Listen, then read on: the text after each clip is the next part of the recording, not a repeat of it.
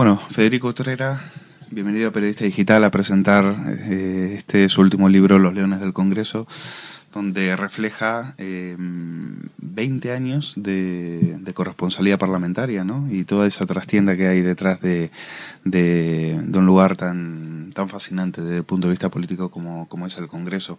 Lo primero que le quería preguntar era si se suele creer, el ciudadano a pie por lo menos es lo que piensa, que las guerras dialécticas que hay entre los políticos son más paripé que realidad, ¿no? Es verdad que la relación entre ellos es mucho mejor de lo que reflejan esas batallas que luego vemos por televisión. Básicamente sí.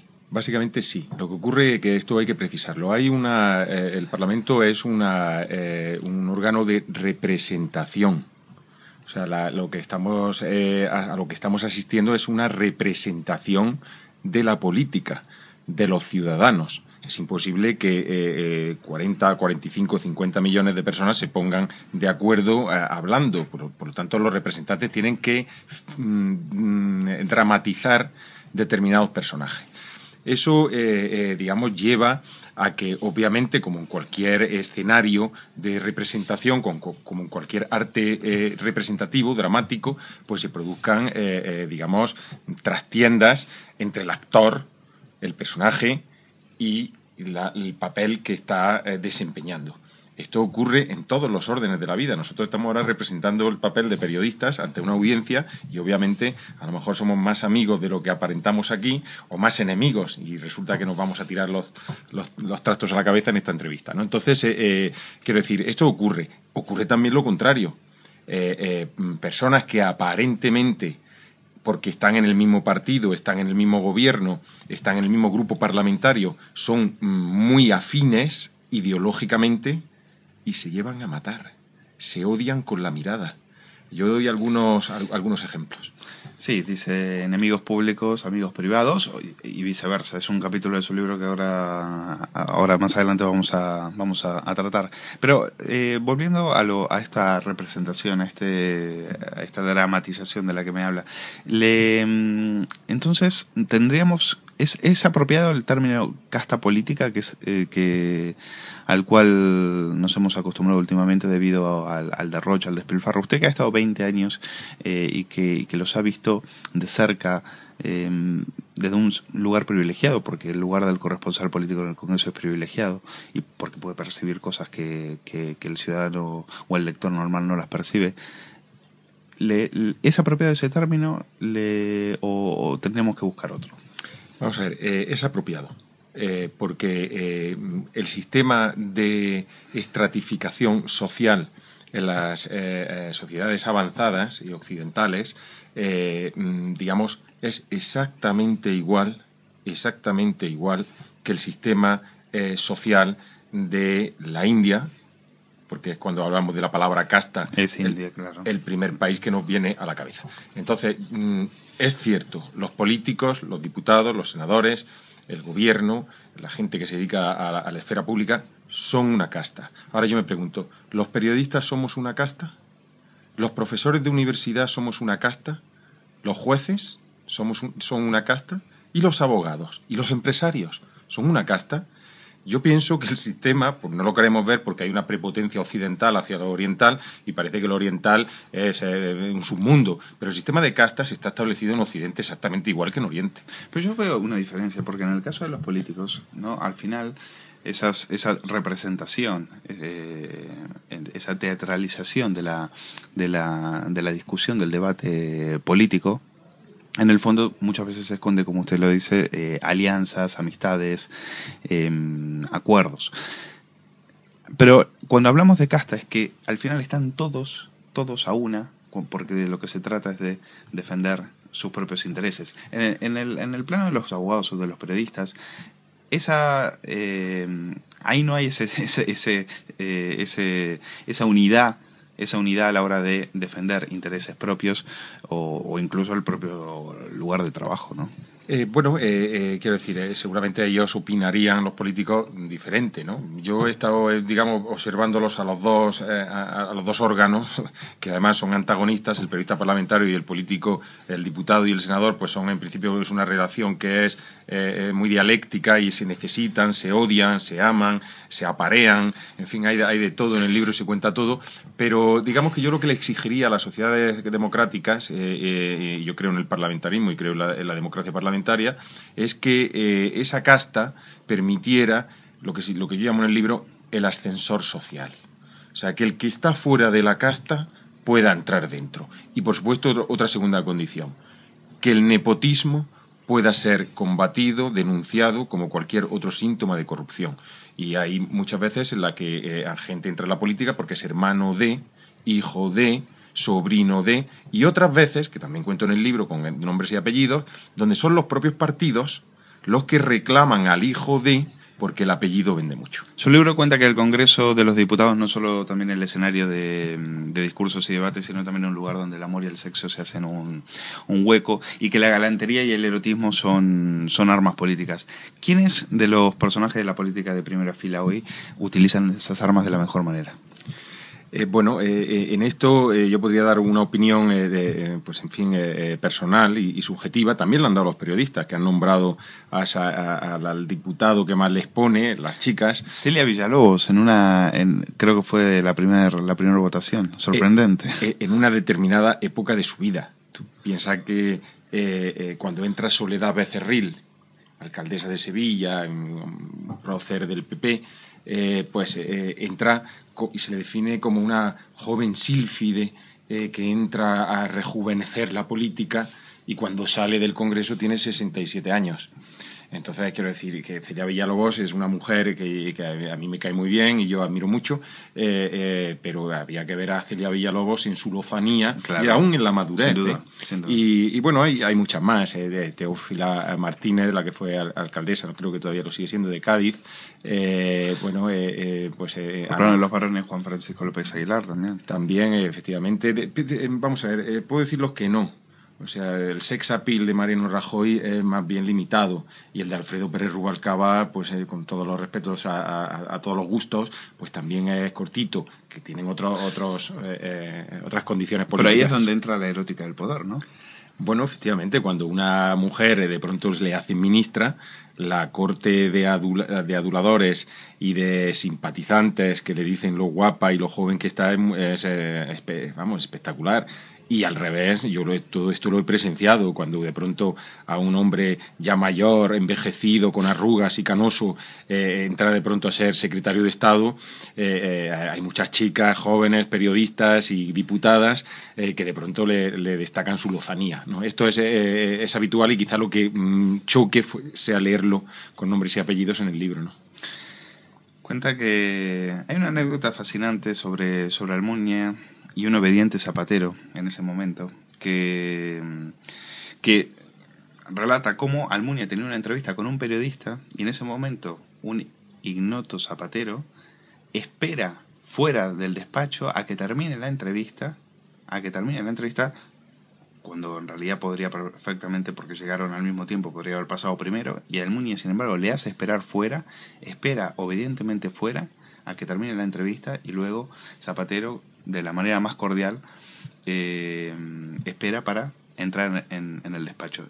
Esto de que el último de la fila, que era lo que era Zapatero en ese momento, luego lleguen a ser presidentes, ¿es eso de que los últimos ríen mejor también en política?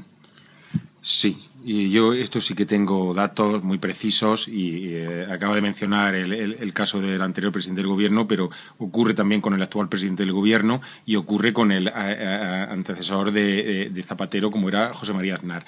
En este caso concreto, que además coincide con el periodo en el que yo más intensamente viví en las Cortes, fueron 3 casos muy claros en los que, por decirlo también a modo bíblico, los últimos eran los primeros. O sea, José María Aznar era el último de la fila. estaba en la comisión de presupuestos, la más árida y la menos luminosa de las cámaras. Era una persona con grandes carencias dialécticas, con un bigote que parecía que tenía una parálisis facial, que luego dicen que no la tiene, pero parecía. Zapatero, 3/4 de lo mismo. Zapatero no tenía amigos, ni dentro ni fuera del Y los Parlamento. periodistas pasaban de él. El único que le prestó atención fue Julián Lacalle, corríjame. Sí. Que luego después fue también premiado por ello, ¿no? Sí, fue director general o secretario de Estado de Comunicación. Sí, es que eso es lo que ocurre, que al final, como digamos que el número de diputados y senadores son 350, 250, es un grupo amplio pero reducido, el número de periodistas parlamentarios también es amplio pero no demasiado extenso, y al final hay una contaminación y tú tienes tus apuestas y tus afinidades personales. O sea, que al final te llevas bien con el que juega al mus y te llevas mal con el que juega al póker porque tú no sabes. O si le llega... De hecho, se cuenta que Zapatero es un buen jugador de mus, ¿no? Pues sí, sí. Perdón, en lo que más necesitaba era compañeros de juego, porque no tenía ninguno. Entonces, Julián Lacalle sí que podría dar testimonio de cuánto le ayudó. Pero yo sí incluso recuerdo con gran nitidez la primera vez que sale el nombre de José Luis Rodríguez Zapatero en prensa. La primera vez que sale en un periódico nacional, que era un humilde diputado de León al que nadie conocía. Entonces, y esto fue Julián Lacalle el que hizo, vamos, un gran acto de generosidad, digo, en el libro, ¿no? Porque realmente no se lo merecía, era el portavoz de Administraciones Públicas y luego llegó a ser un gran estadista, sí. Los últimos normalmente son los primeros. Mariano Rajoy, en la carrera por la sucesión de Aznar, era el último. Rodrigo Rato era el gran favorito. Mayor Oreja era el que tenía más capacidades, se suponía. Usted conoció, y creo que entrevistó al Rajoy de los inicios, ¿no? A ese Rajoy que todavía ni siquiera creo que llegaba a ser ministro, ¿no? Bueno, yo personalmente no. Dicen los leones que conocieron a alguien que le entrevistó. ¿Sí? Alguien que le entrevistó, ¿no? Yo por el libro pululo, pero como un fantasma. Normalmente no tengo nombre ni apellido, ¿no? Y que a partir de ahora quisiera tenerlo aún menos, ¿no? Pero sí, realmente sí. En aquella entrevista era también la primera entrevista que tenía Mariano Rajoy en un medio nacional. De hecho, había sido elegido vicesecretario del Partido Popular, que entonces no había alcanzado todavía el gobierno, y los periódicos de la derecha, los periódicos conservadores, ni siquiera sacaron su foto.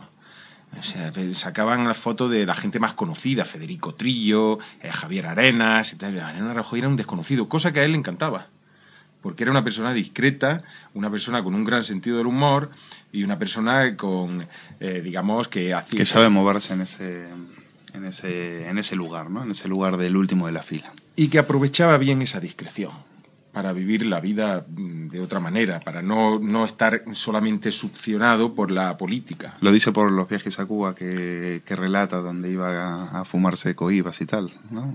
Bueno, pues esa es una de las anécdotas, ¿no? O sea, te podría sorprender que Mariano Rajoy fuese un visitante a la isla de Cuba y al Caribe, lo cual demuestra su buen gusto, cuando era soltero, como hacen, por cierto, 300.000 españoles al año, ¿no? Pero bueno, como ahora pasan de ser estatuas de bronce a estatuas de sal, pues a lo mejor no se puede decir. Pero explícame eso, ¿cómo es que entonces esta gente, que son los últimos de la fila, que son los más grises, los más oscuros, al final llegan tan alto? ¿Es que para llegar a ser presidente no vale con ser el mejor, sino que es mucho más importante ser superviviente? En cierta manera sí, pero no exactamente superviviente, sino que normalmente a los líderes de los partidos los eligen otros dirigentes. Y entonces el que es demasiado inteligente, cuando tú estás hablando con una persona durante tanto tiempo, como pasa en el Congreso o en un partido político, legislatura de 4 años, aunque no tengas una gran intimidad, pero sí logras conocer un poco cuál es la personalidad interna que tiene cada cual. Y la gente desconfía del demasiado inteligente, demasiado ambicioso, demasiado listo, demasiado. La gente prefiere a un igual. Y parece que los ciudadanos también. Sí, hay ejemplos, ¿no? Manuel Fraga, por ejemplo, ¿no? El que era el gran estadista. Usted pone también el ejemplo de Miguel Herrero y Rodríguez de Miñón, ¿no? También, sí, que eran auténticos cerebros de la política y, sin embargo, no pudieron conocer el sabor de la victoria. Sí, esos casos son muy claros, ¿no? En esos casos se eligieron como líderes de su partido político, pero no lograron traspasar esa cercanía que exige el ciudadano para depositar su confianza, y durante 4 años, que es muchísimo tiempo. Entonces, esto ocurre igual en los partidos. Se elige no al más brillante, sino al que menos desconfianza provoca. Algo así, ¿no? Y realmente es una regla matemática. El sucesor de Rajoy será quien sea, pero desde luego tendrá que ser una persona que no apabulle con sus cualidades. Usted tiene una frase muy bonita, dice: el espejismo del poder no nos puede hacer olvidar que los grandes próceres fueron antes humildes de escaño en los que nadie reparaba, ¿no? Ahora, lo que cuesta creer es cómo, por ejemplo, el zapatero que usted describe, el último de la fila, el que no tenía ni compañeros para jugar al mus, luego después aglutine a una fuerza dentro de su propio partido suficiente, un sector suficiente para derrotar a un peso pesado como era José Bono, ¿no? Bueno, en ese caso concreto de Zapatero, y también, pero es extensible en este caso, porque son 3 casos muy parecidos, enormemente parecidos, o por lo menos a mí me lo sugiere, ¿no? Digamos que los 3 tenían ese perfil bajo. Los 3 eran personas muy discretas, no habían desarrollado su faceta pública al 100%, y quizá esa discreción fue valorada por los que los eligieron. Eran personas, la discreción en este país es tan dicharachero, pues es algo que se valora, que muchas veces se esconde otras cosas, ¿no? El vacío más absoluto. Pero en el caso concreto de estos 3 líderes, digamos que ellos jugaron con esa discreción, y esa discreción les otorgó confianza a los que los eligieron, ¿no? Yo lo vi en ese caso de manera muy clara, ¿no? Y en absoluto yo pensé que podían ser líderes. Lo que pasa es que ya con el tiempo, además hay otra circunstancia que los une a los 3. Fueron los diputados más jóvenes de su grupo. Entraron en el Congreso siendo los más jóvenes. Y el Congreso y el Senado son grandes órganos muy gerontocráticos, donde la ancianidad y la experiencia la veteranía es un grado, y un grado muy alto. Y estos líderes supieron, ver desde abajo del todo cómo se proyectaban esas grandes figuras. Y yo creo que eso otorga una gran experiencia, sí. ¿Qué es en la política de letra pequeña de la que habla en su libro y que usted dice que es vital para sobrevivir en política? Bueno, pues es algo que usted ha mencionado antes, el instinto de supervivencia. Es fundamental en política, en la vida por supuesto, pero en política aún más, porque son carreras muy competitivas, muy cortas y muy intensas. Entonces, desarrollar un instinto de supervivencia que no todo el mundo tiene. Ahí está el caso de Borrell, por ejemplo, que fue un líder efímero dentro de la política, o el de Hernández Mancha, o el de Herrero de Miñón, que hemos mencionado antes, gente muy brillante, muy cualificada, con unos grandísimos expedientes académicos, perdón, pero que no tenía instinto de supervivencia. Tenía el techo de cristal, los pies de barro, y en política hay que ser un poco fajador. Si no estás dispuesto a fajarte, dedícate a otra cosa, porque vas a recibir en el Congreso los más grandes insultos que has recibido en tu vida, y vas a ser cuestionado por la gente que más leal te parece. Entonces, eso exige una pequeña piel de dinosaurio. Eso es piel gruesa, caparazón de tortuga para aguantar eso. Algo así, una piel de dinosaurio y un instinto de supervivencia. ¿Y eso cómo se demuestra? Pues se demuestra en pequeños gestos, en pequeñas decisiones que al final son muy influyentes en tu liderazgo. Cuando apartas a alguien, cuando recuperas a alguien que odias, cuando apartas a alguien que valoras, te estás dirigiendo, estás constantemente en el ojo del huracán, te está mirando mucha gente, no solo en el Congreso, sino en la televisión, en muchos sitios, y tus decisiones son escrutadas con lupa, y tienes que tener mucho cuidado, sobre todo en los primeros tramos de la legislatura. Ya después, cuando ya son presidentes y ya llevan 4 años, se acostumbran, y es terrible porque hacen las cosas más impensables, ¿no? En ese capítulo que mencionábamos antes, enemigos públicos y amigos privados, usted cuenta las guerras intestinas que había de sucesión dentro de los partidos, que muchas veces de cara a la galería parece que se llevan fenomenal y de puertas para adentro en el partido los navajazos son cotidianos, ¿no? Y un caso interesante era el de Rato y Aznar. Yo creo que da un dato que poca gente lo conoce, y es el error que comete Rato y es el que le hace desconfiar a Aznar a la hora después de utilizar su dedo de sucesión para Mariano Rajoy. Cuéntanos un poco sobre eso. Bueno, es un caso muy parecido, lo que pasa es que en el otro tenemos menos datos, del de Felipe González y Alfonso Guerra. O sea, el tándem del Partido Popular durante un tiempo, el que tenga un poco de memoria podrá recordarlo, era José María Aznar y Rodrigo Rato. Y casi diría al revés, Rodrigo Rato y José María Aznar, que en principio era el segundo. Lo que ocurre porque Rodrigo Rato era el brillante, era el guapo, llevaba unas camisas fantásticas, rosas, era en fin, hacía gala de su gran sentido de la política, ¿no? Y José María Aznar pues era un inspector fiscal más bien gris, con dificultades oratorias, en fin, no era el arrogante triunfador que era Rato. Bueno, esto después se invierte por esto que hemos comentado antes, porque la gente elige más bien al que se parece, y normalmente el ciudadano medio no es tan guapo no era tan guapo como Rodrigo Rato, ni tenía tanto dinero como Rodrigo Rato, y entonces elige al funcionario gris y poco hablador que era Aznar. Pero, digamos, esa decisión se tiene que tomar con la anuencia de Rodrigo Rato, que era el perdedor de esa elección, y que tenía además voz en ella, ¿no? Entonces hay una frase muy clara de José María Aznar que le dice, bueno, déjame a mí que luego te tocará a ti. Y eso que en política, aunque se tenga una gran amistad, muchas veces no se puede hablar todo, porque hay una parte, digamos, que tiene un lenguaje más bien semiótico y no se puede, y gestual, pues, digamos, parecía haber sellado un pacto.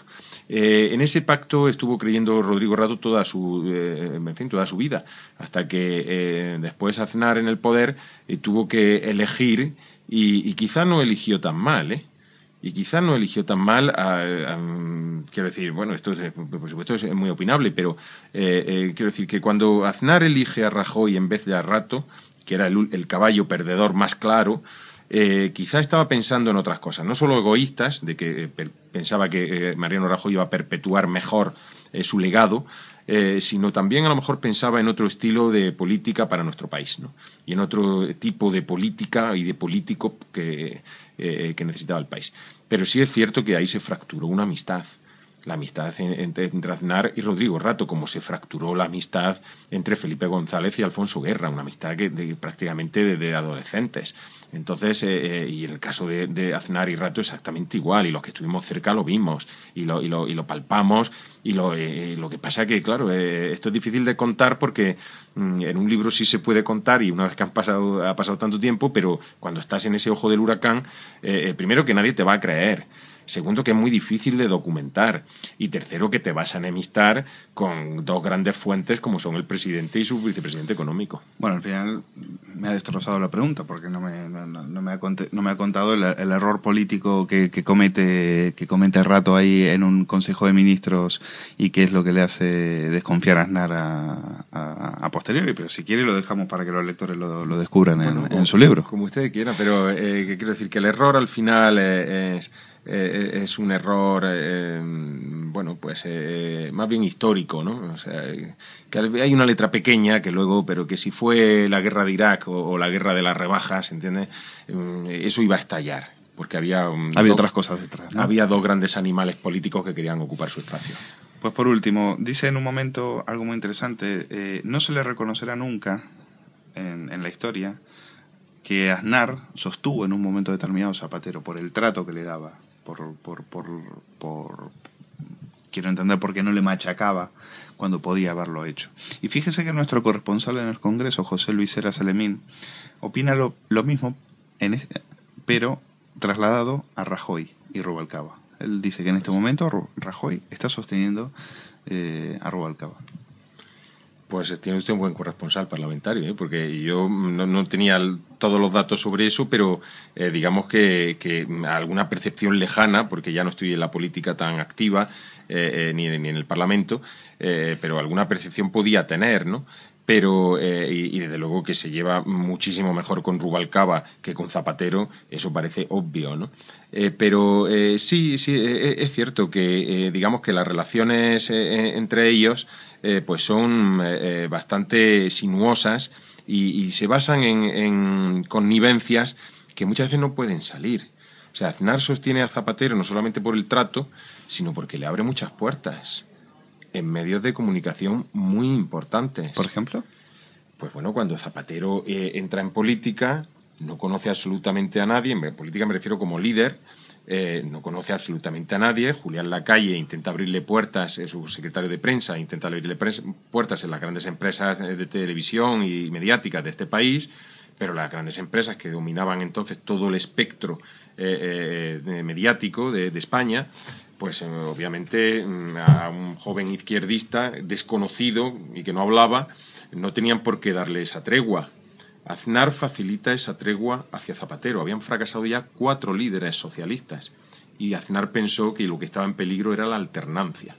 Y es posible que abriera con alguna llave alguna de esas alfombras que luego utilizó Zapatero. Esto mismo no es el caso de Rubalcaba. Me estaba diciendo, por ejemplo, en el caso de Prisa, ¿puede ser que Aznar haya movido alguna llave? No, bueno, Aznar no precisamente en el ámbito de Prisa, sino en todo lo contrario. O sea, estaba pues en el grupo Antena 3, fue una cosa muy clara, cuando entra por primera vez las primeras entrevistas a Zapatero en el grupo de Antena 3, el grupo Planeta, todo ese grupo, todo ese conglomerado, que era un conglomerado mediático muy importante dentro de la derecha, todo ese, y que recibieron de uñas a Zapatero y que iba a ser el quinto líder defenestrado en este país.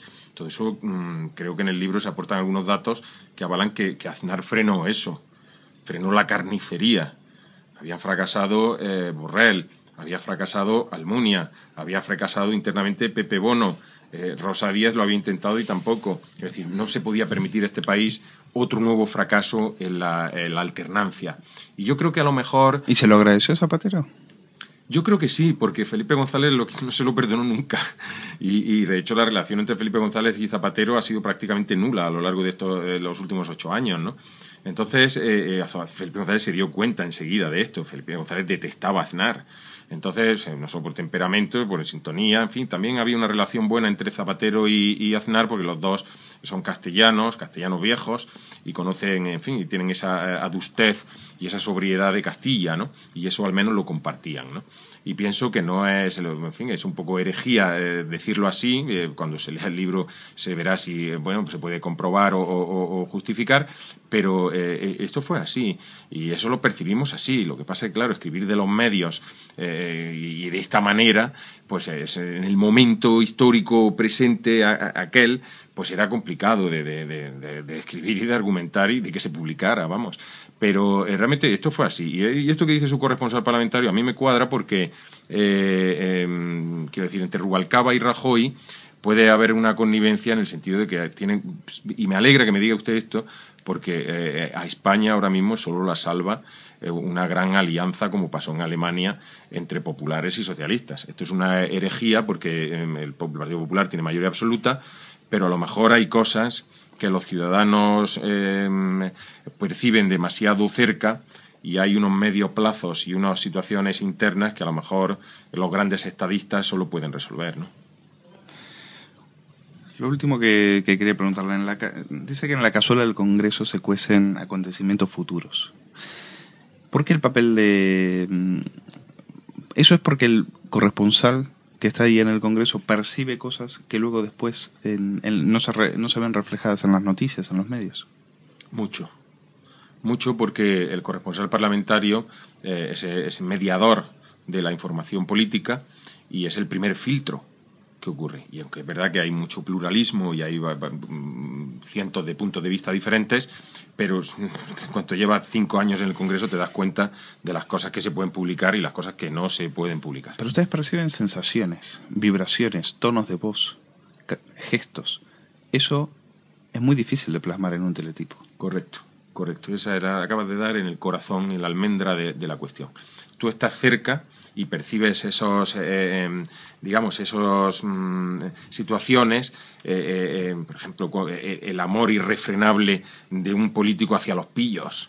Y te das cuenta de cómo le gusta la pillería y le gusta ser pillo, y aunque tenga un discurso impecable, te das cuenta que ese hombre, en cuanto entre en la caja, se va a llevar todo. Y lo contrario. Lo que separaba a Francisco Silvela de Cánovas, pues por ejemplo, según lo cuenta en el libro. Por ejemplo, ¿no? Esto cuando lo leí y lo refiero en el libro con ese antecedente histórico, porque el libro además tiene, documentado el parlamentarismo de los 200 últimos años. Sí, de una manera ágil, dinámica, brillante. Bueno, gracias, pero digamos que yo pretendía sostener las situaciones de hoy con situaciones del pasado, ¿no? Y realmente esto es así, y lo contrario, la persona que lo ves íntegra, cabal, que digamos transmite una honradez fuera de toda duda, y es vilipendiado desde los medios de comunicación, insultado por su propio partido, cuestionado, pues la política utiliza todo tipo de armas, no siempre son armas legales, ¿no? No se lleva la honestidad en política. Yo pienso... ¿O no nos lleva muy lejos la honestidad? Vamos a ver, yo pienso que, y soy un firme convencido de que yo sé que esto es una herejía, y más después de leer el libro quizá, ¿no? Pero yo pienso que la mayoría de los políticos son honrados, y la mayoría de los ciudadanos también. Pienso eso. Lo que no sé cuánto llega a la minoría. No sé si es el 49 o el 9, ¿no? Pero, y no sé si estamos en un país de pillos o en un país de honrados. No lo sé. Eso lo dejo a los oyentes y a los televidentes que lo respondan. Pero yo quiero creer y creo, y por mi experiencia, pienso que al igual que la mentira tiene las patas muy cortas, la corrupción tiene las patas muy cortas. Y es verdad que existen casos que hasta se perpetúan a 2 generaciones de alguien que se enriqueció con la política y sus bisnietos siguen disfrutando de esa posición. El conde de Romanones puede ser uno de ellos, ¿no? Era de las grandes fortunas de España, que era, por cierto, socialdemócrata, liberal, ¿no? Mira el caso de José Bueno, que lleva 30 años ahí en el Congreso y no le ha ido nada mal a tenor de algunas informaciones que hemos visto en la prensa. Pues ese puede ser otro caso, claro, ¿no? Esperamos que no se perpetúe también con los nietos, ¿no? Pero digamos que estas cosas existen. Y después, lo que pasa es que el momento de contarlo muchas veces no es el ideal, y hay que dejar pasar unos años para escribir un libro como este, ¿no? Bueno, un libro como este que, por supuesto, le recomendamos a nuestros lectores para los que quieran conocer esos 200 años de vida en el Congreso de los Diputados y toda la trastienda que usted también ha reflejado gracias a sus 20 años de experiencia. Muchas gracias, Federico Utrera, por estar aquí en Periodista Digital. Gracias a ustedes.